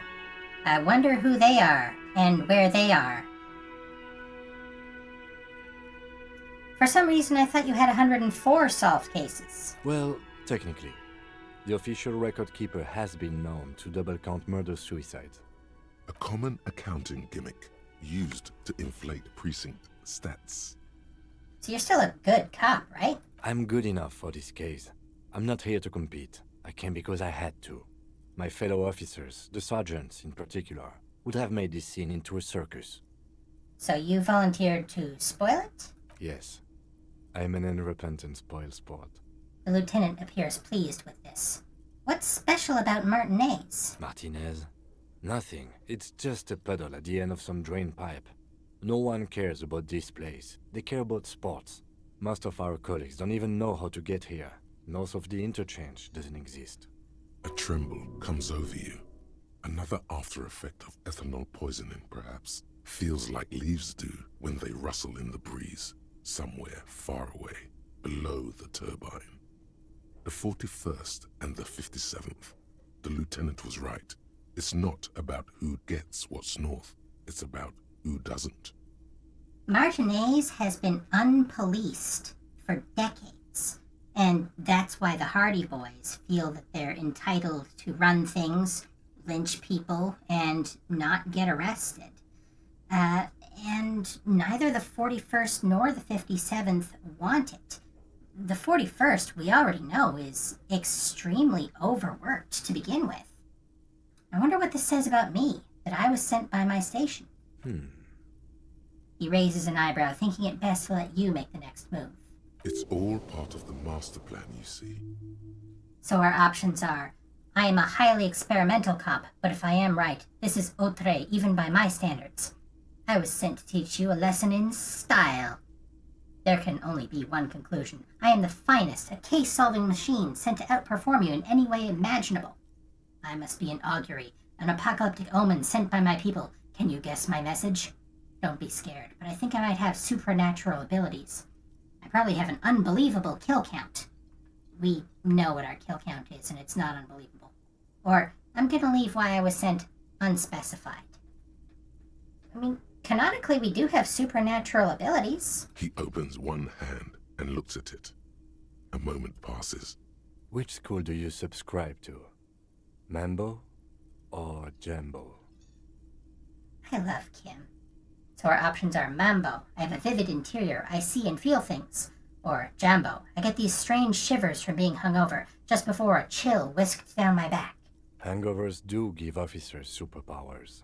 Many drink only to receive the gift. There is no gift. It must be repeated. There is no gift. It is meant as obvious sarcasm. Do not ask what the gift is. Okay, rhetoric as you wish. It's nothing major, just feels a bit strange, that's all. It is good to have a para-detective in a labor dispute. I can see why they sent you. Should we go? Fair enough. Yes, it's a wholly pointless matter. Forget I ever mentioned it. We're not going to talk about this. Kim doesn't like the fact that we're wearing them. We're done. So let's talk to this guy. You look like shit. Your ruffled face reflects in the man's sunglasses. Now, this face might look familiar. Minus the blonde hair and the sunglasses, this photo we saw in the radio when we called in to report our badge missing. I'll let you know, this is Jean Vicmer, our partner, and this is Judith Minot, the patrol officer. And I don't mean that as a metaphor. Yeah, the last couple of days have been rough. Oh, don't be so modest. We're looking at several months worth of damage here. Kind of a miracle you're still up and at it, to be honest. Oh, come on, Jean. It looks like it's been a rough week on him. It's not just this week. What do you want? There's something about this guy that matches with a face in your head. A similar but different face. He might be wearing a disguise. So there's something strange about this guy. Figure it out. Cool shades. Are you wearing a disguise? Yes, it's a hobby of mine. He looks at you inquisitively. As if waiting for some kind of reaction or response. Something to click. It's not happening though. Who is this guy? I'm gonna go ahead and let you know. Our partner went away for at least 2 days. Probably closer to 4 or 5. Specifically because we yelled at him, told him to fuck off and leave us alone. And he accommodated that. He's showing up now in a blonde wig and sunglasses because he's pretending to be an old friend of ours. And we don't recognize either the old friend or our own partner, and so the joke is not landing. Kim, who is this guy? I'm not getting involved in this. Good choice. Got some questions for you. I'm a cop. About what? You don't look like a cop. You know what you look like? Like Guillaume Le... No! You will not start blabbering about that asshole. Now will you answer some questions for me? No. Why not? 'Cause it's not my job. Why don't you go and fucking do yours and solve this damn hanging? If you don't want to answer questions, maybe you want to hear me say things? Actually, I don't want to hear you say things. Come on, Jean. Okay, say things. I want to hear you say things. Hear that? He wants you to say things. Say one. Suddenly, out of nowhere, case-related things start popping up in your head. Almost like we're used to bouncing ideas off of him. Okay, I'm doing this investigation. A man is hanged. So, do you know who hanged him? Not yet. Yeah, I can see that. Why am I even telling you this? I don't know. Why are you? He gives you an odd look. It's like you felt it would be intellectually stimulating and would lead somewhere. A custom even? Strange. Oh my god, there's more. You want something more? What is it? Alright, well, you know what? We will talk to him more, but not right now. Watch out for yourself, loser. That voice, so very familiar. Did you hear it when calling to your station and reporting your badge missing? Your voice, I recognize it. Oh really? I wonder where. I lost my badge recently. When I called in to report it missing, you were there. That's the where you remember me from? I have a bit of memory trouble. You don't say. Goodbye then. The voice thing was a coincidence. Run along, asshole. Our amnesia is, as always, convenient. Now, there's a few things we could do. We could talk to her. We could talk to the smoker on the balcony, who is no longer on the balcony, but is still smoking. But just before we end today's stream, this is the beginning of day 3, which means we can go open up the other half of the map.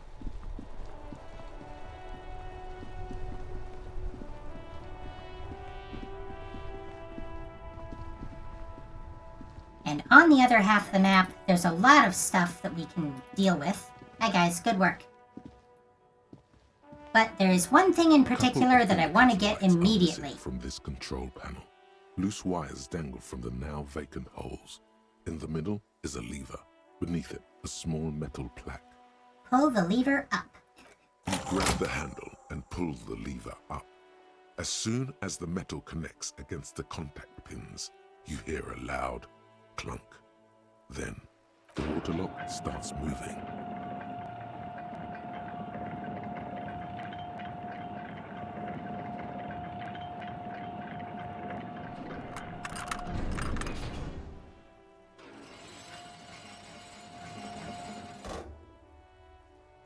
Okay, if we ever need to get to the coast, then this is the way. But please, contain your wanderlust for now. I don't want us to get sidetracked, not with everything that's going on. I mean, we need to get over here. And I will click those orbs, and I will follow these tire tracks, and I will check out all the things later. But like I said, there's one thing, very important thing, that I want to get ASAP. Here's the fisherman shacks. There's some kids.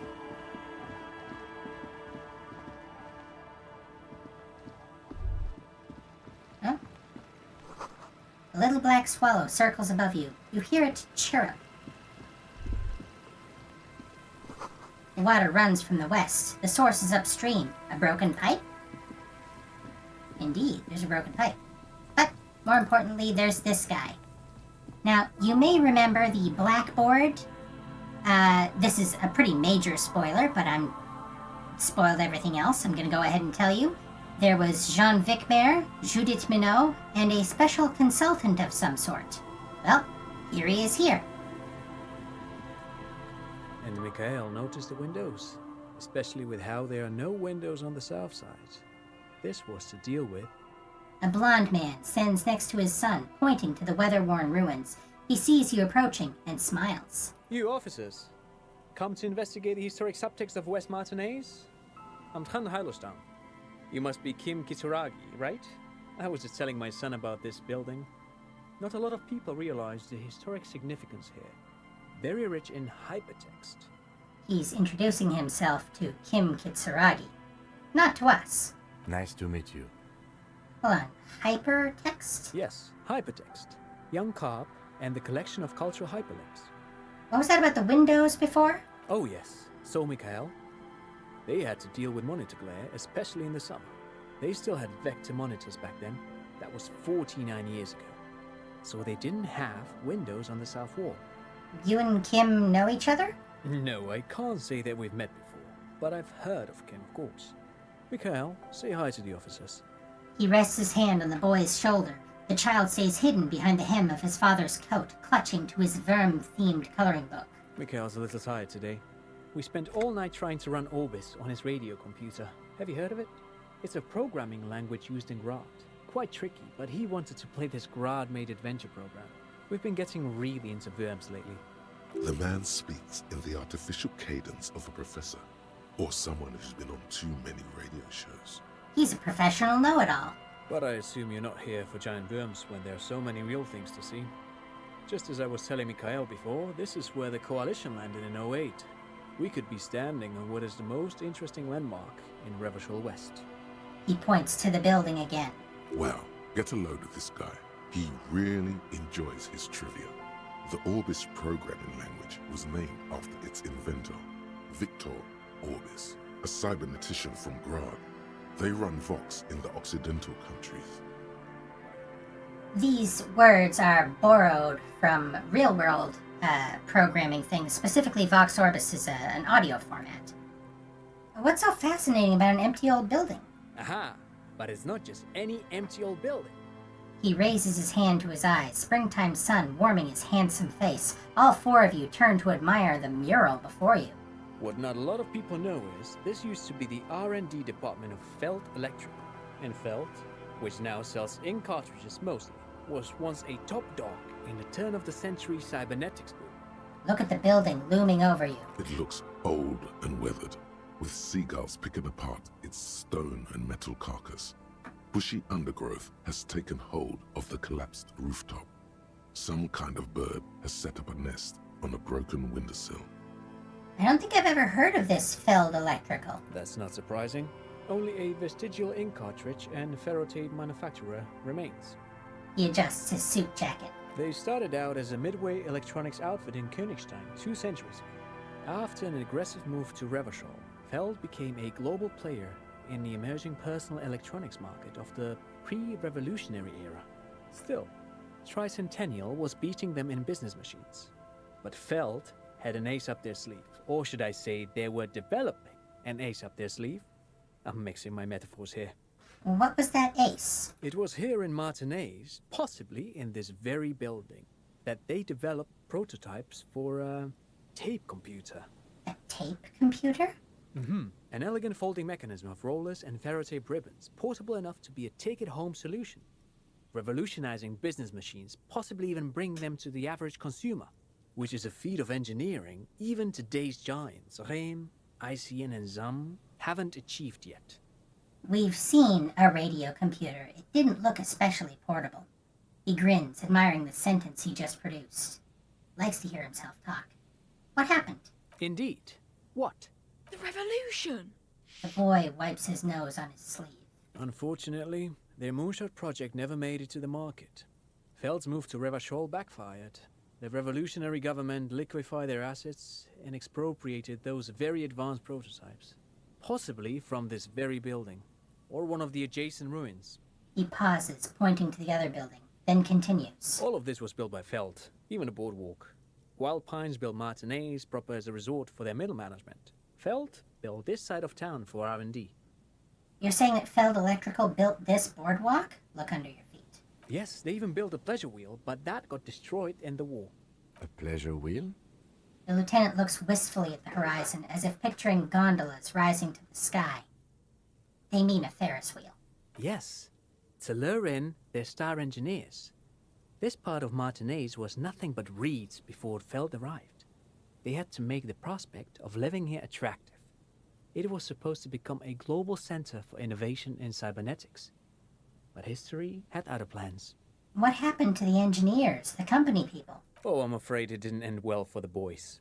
But this story is a bit too dark for little Mikhail here. Now, if you were to ask about tape computers... He means that the boys got shot by the communists. The boys were bourgeois. So we could tell Mikhail He means they all got shot in the head because they were bourgeois. You know what the bourgeoisie is? Or tape computers, right.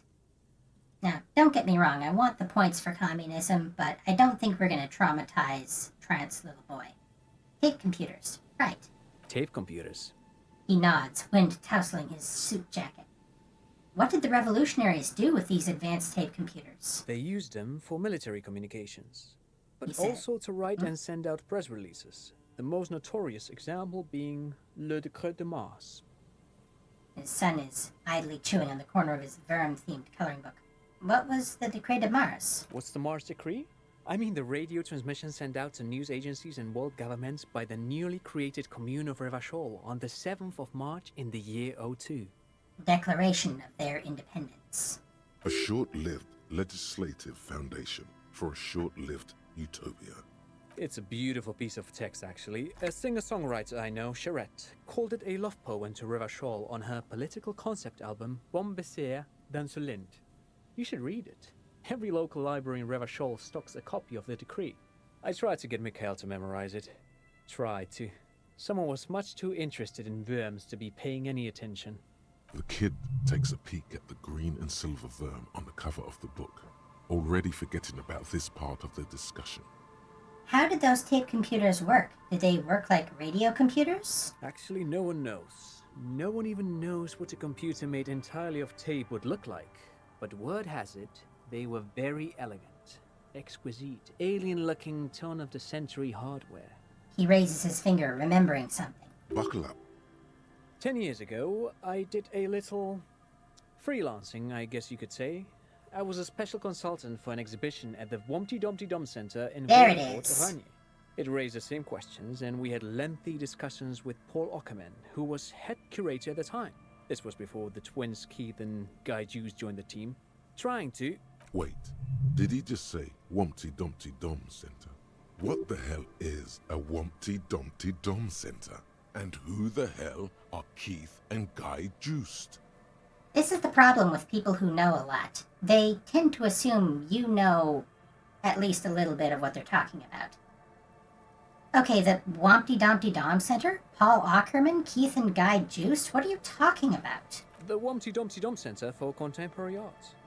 The exhibition itself drew on Lagerman's notion of memory, and so there were some parallels. That's why the head curator, Paul Ockerman, chose to...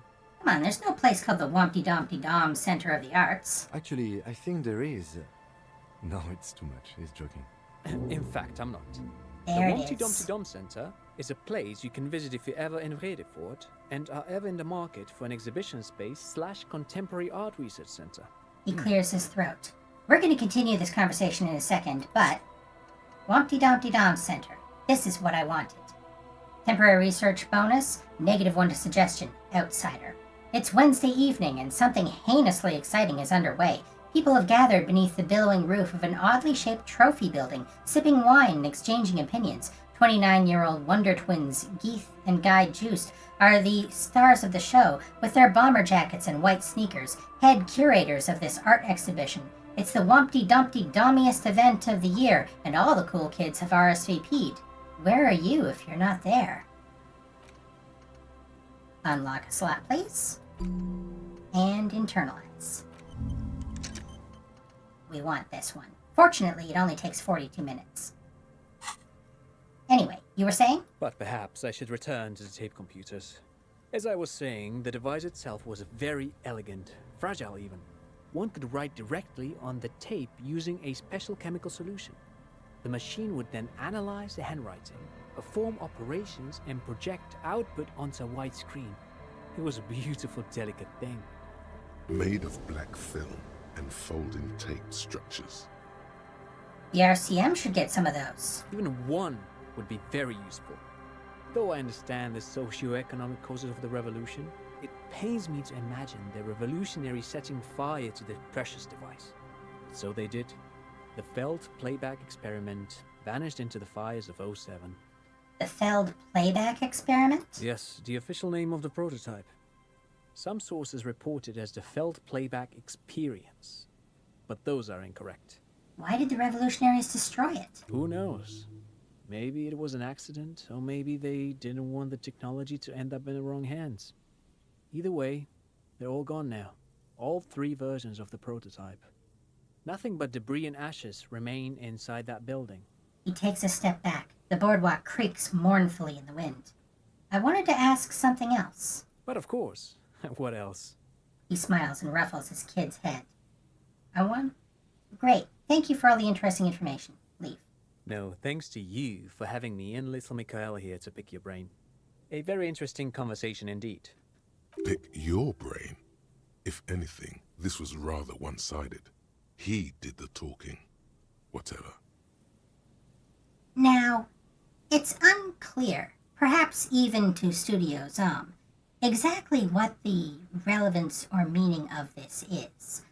But this special tape computer, a computer made entirely of magnetic tape, the Feld playback experience, it was destroyed in the revolution.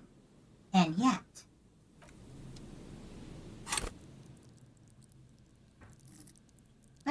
What is this?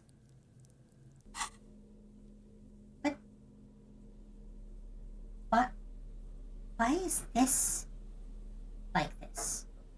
If you look carefully, you can see in places that the user interface that we've been dealing with this whole time says Feld playback experience on it.